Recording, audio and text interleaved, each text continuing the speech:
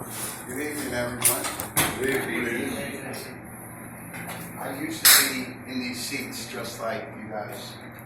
But first, before I start, I want to give thanks to the Lord. So let's bow our heads. I want to just have the Lord bless this house right now, Father God. Right now, Father God, right now we come to you, to Pompano Beignners, for this meeting, to lift up these men, encourage these men, to give them the strength, Father God, give them the glory, Father God, that the enemy can stop attacking them so that they can be lifted up with your love, for the love of Jesus in this building, that they can overcome all their troubles through Christ. In Jesus' mighty name, amen? Amen. There's something I was just taking a look at, and God has showed me something that I need to tell you guys. God says don't worry about tomorrow, because tomorrow is not promised to us. But we have to take control of today by using a blueprint or guide, or our Bible, or the blue book, or the big book, to seek Him first and living in righteousness to get to the gates of heaven for His kingdom. Remember, everyone, our goal is to get to heaven. God sits on His throne in heaven, and the earth is His footstool. So how we live here determines how we get up there. Can I get an amen? Amen. Okay.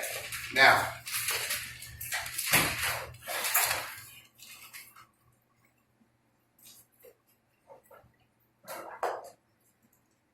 I've never done my testimony. Been to JC's house, primary purpose. Been to these recovery centers. So I know what you guys have been through, what we go through, what we see. This is going to show you how my testimony has touched my life and why it's time for us to get back. That's why Tony and I are here, because I know what you guys have been through. So I'm coming. We're coming because God put it in my heart to bless you guys. Because when you're out there ripping and running, your credit's all messed up, you don't know, we want to reward you. We want to reward you with what God has planned. That's going to come up. But here's my testimony. I was the number one sinner. My name is Jason Castris. I was the number one sinner. I was LeBron for the devil, and now I'm LeBron for Team Jesus. I was born in Jamaica, left when I was 4 years old, and came to the United States. I was very active in sports from the ages 6 to 18.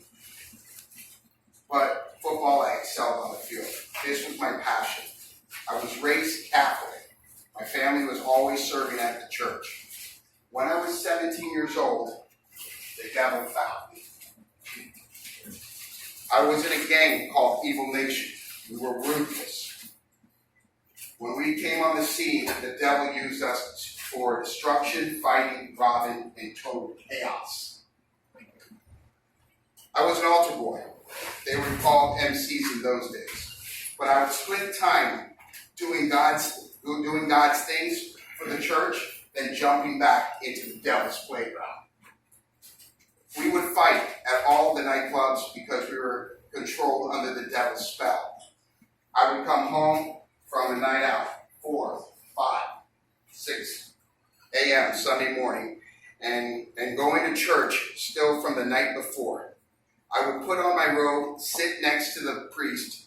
When it was time for him to read the Bible, I would stand up, turn to the priest, hold the Bible. Hold the Bible. Hold the Bible. Wait.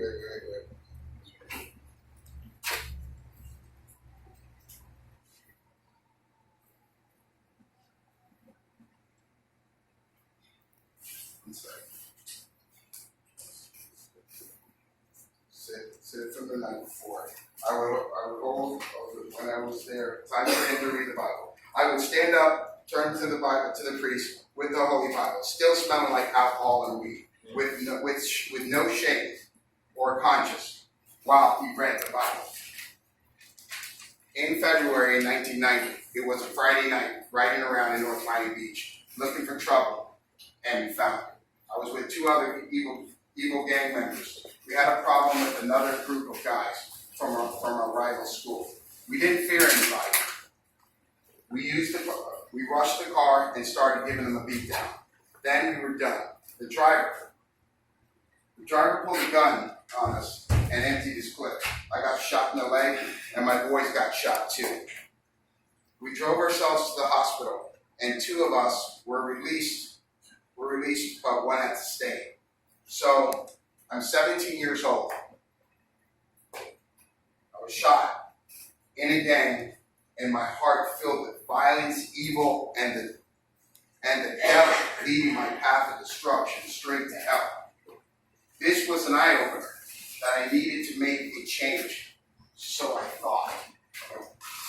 Fast forward, when I was 21 years old, the devil started attacking my family because he seeks, kills, and destroys. He destroyed my parents' marriage after 23 years. I didn't see it coming. I hid my pain inside. I filled my void with alcohol, weed, and cocaine to feel numb inside. So, feeling broken inside, and then I met a woman, hoping that would solve my broken heart. I was wrong. In 2000, we had my first son. We named him Cameron. I finally became a dad. What a proud moment in my life. Next year, in 2001, we had another son. We named him Dylan. God gave us 2 sons. I said, I can't wait for football season. In 2003, my fiance was getting a checkup when the doctor said, you're pregnant and it's a boy. I was like having 3 boys to carry my last name. Hoorah!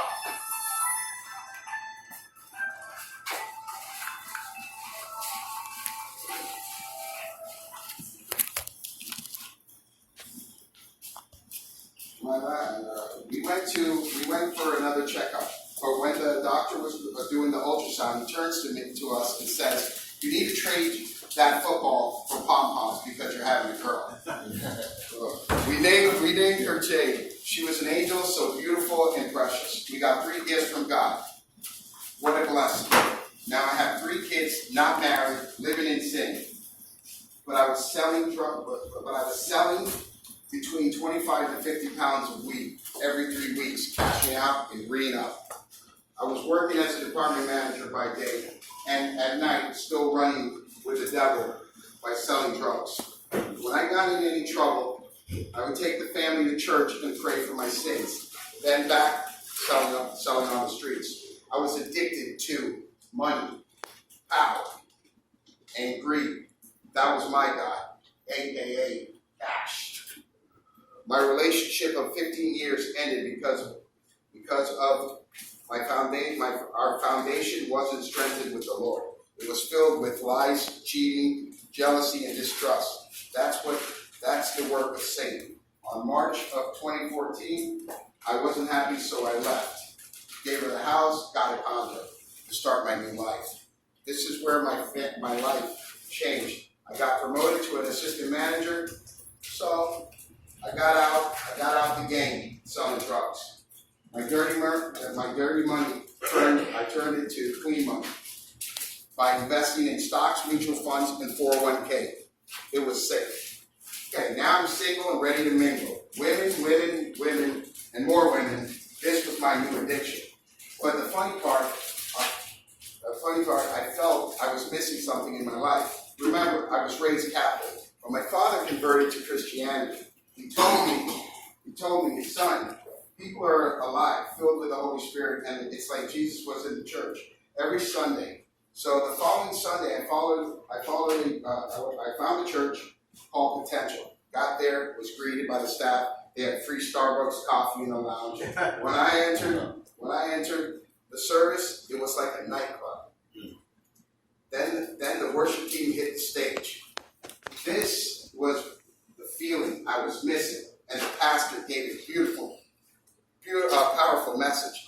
Let's remember, I still was the number 1 sinner. I got his message feeling holy and cleansed, but that didn't stop me from sinning more. I was what you call a lukewarm Christian. 1 foot on the devil's side and 1 foot on God's side. On June 28th, I was at a nightclub, got in a fight. I still took care of business. The bouncers escorted me out. While I was outside, the cops told me, "Get the F out of here." I turned to them and said, 1, 2, 3, 4, 5. I said, "You better bring more." I fought with the cops, was tasered, and went to jail, then released out on bond. I was flashy, prideful, and had a huge ego. Was all about material things, which is of the world. On August 1st, 2014, I treated myself to a fully loaded Mercedes-Benz, decked out. Remember, I wanted the best. On August 7th, I totaled my fully loaded Mercedes-Benz. Got a DUI, back in jail again. I'm out on bond, got arrested again, in jail. When I saw a correction officer that I knew, he looked over my file and told me, "You better not see the judge at 8 a.m. because he's not going to let you out on the second block." I got out of jail at 4 a.m. Thank God. I had a great bondsman. So I left my ex in March. See what's happening. So I left my ex in March. In 5 months, I've been arrested twice. I was out of control. Out on 2 bonds, paying lawyers and fines. But I needed to get a car. So I went to the dealership, got a fully loaded BMW. It was so clean. I like the finer things in life, but I had a rude awakening coming. And in my mind, I thought I was untouchable. On October 3rd, 2014, my day in court, got my lawyer thinking, God's got my back, went to the church Sunday, got extra prayers for me, thought I was good for my case. The judge looked at my case and looked at me up and down and said, "Mr. DeCastris, I'm terribly sorry, but you're going to jail." They handcuffed me in the courtroom. My father stood up in shock. I turned to my lawyer and said, I turned to my lawyer and said, "Why did I pay you for?" He replied, "Jason, I'll get you out. Just calm down." So back in jail the 3rd time, mad at the world. I was in my cell. When I walked out to the bench area, there was an older gentleman preaching the gospel to the inmates. His name was Paul West. When he was done, he walked over to me and said, "Jesus told me to give you this to you." It was the Holy Bible. He said, you serve a purpose, and he's waiting for you. I didn't understand then what my purpose was, but I thanked him and returned to the cell. That night, I was in a deep sleep. At 2:30, God got me up, told me to turn the Bible to Isaiah, and I read these verses. What God was showing me is we have to forgive people that hurt us in our lives by expressing unconditional love. Because God has forgiven us, that's why he died on the cross. I learned the words humble and humility in the scriptures, which I was the total opposite. God gave me a piece of humble pie. God was showing me he's been in my life the whole time, but I wasn't receiving his message because I was doing my will, not his will. Basically, I had a 12-step in jail with a spiritual awakening because God wanted my attention. So I stayed in Broward County Jail for 7 days. My lawyer got me out, but I had to go to enter primary purpose, a halfway house. Plus, I had Broward County's finest jewelry on, an ankle monitor on me at all times, which we pulled up the primary purpose. I threw up in my mouth because remember, I had my lifestyle I was accustomed to. On the compound, I met people that were using crack, heroin, pills, you name it. They've been on it. I had to share a 2-2 apartment with 4 men. God took things away from me to let me see the bigger picture, but I was blinded because I was about myself, selfish ways. I was mad at the world, blaming everyone, but not myself. Didn't follow the program, judging everybody because I thought I was better than they were. I asked God, "Why did you put me here?" I was mad at God for my choices. 1 month went by, I was there doing Jason's will, but I decided to read the Bible that Paul West gave me. I was reading Proverbs when the light bulb went on. in my brain. And I went up to the bathroom, looked in the mirror, and this is what I said. You're the one that got yourself in this situation. So take responsibility and ownership for your actions. God had to make you hit rock bottom to get my attention. So that's why he placed me there, because I'm just like that. Broken, lost, and have a wicked heart. God put me down this path of destruction so that I would seek him, and he would reveal what my purpose in life was. I changed from the inside out. And God gave me a second chance. So I looked at these men as my brother now.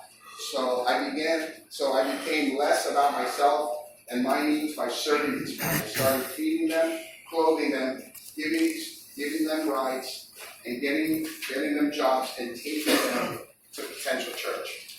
So God could work in their hearts so that they could believe in him.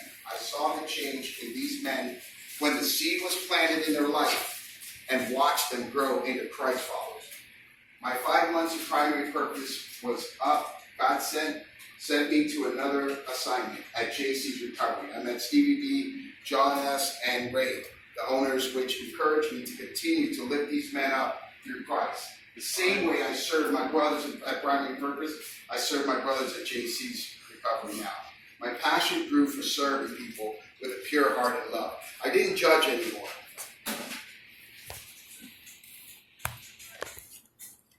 Everybody was my brother or sister in Christ. I didn't care if you were homeless, an addict, a non-believer, and whatever the world labeled you as. I made it my mission to express how much God loves us. No matter what position you're in, we serve a purpose in this life. So, what's your purpose? After 6 months at JC's, my season was over there, and I got my ankle monitor removed. Made an impact and a difference because I introduced them to our Father. Today, I still go back to mentor to these men, and was asked to do Bible study over there, which still goes on now. Never forget where you come from. My path in life was going through the valley of death, very dark and lost, without promise. It took me to the devil's playground. This has taught me that idolizing material things are not so important because you're pleasing the flesh of the worldly things in life. Remember, we live in the world, but when you're a Christian, you're not of the world. I realized that you have to die to your flesh to live for Jesus Christ. God showed me the total chaos in my life, but realigned my life when I surrendered to him. He put me on the path of righteousness. So I was the number one sinner in the beginning of my testimony. Drug dealer, gang member, and the devil's son. But God had mercy and grace that he turned a sinner into a winner. With his unconditional love, because I am a child of God that serves a purpose. Can I get an amen? Amen.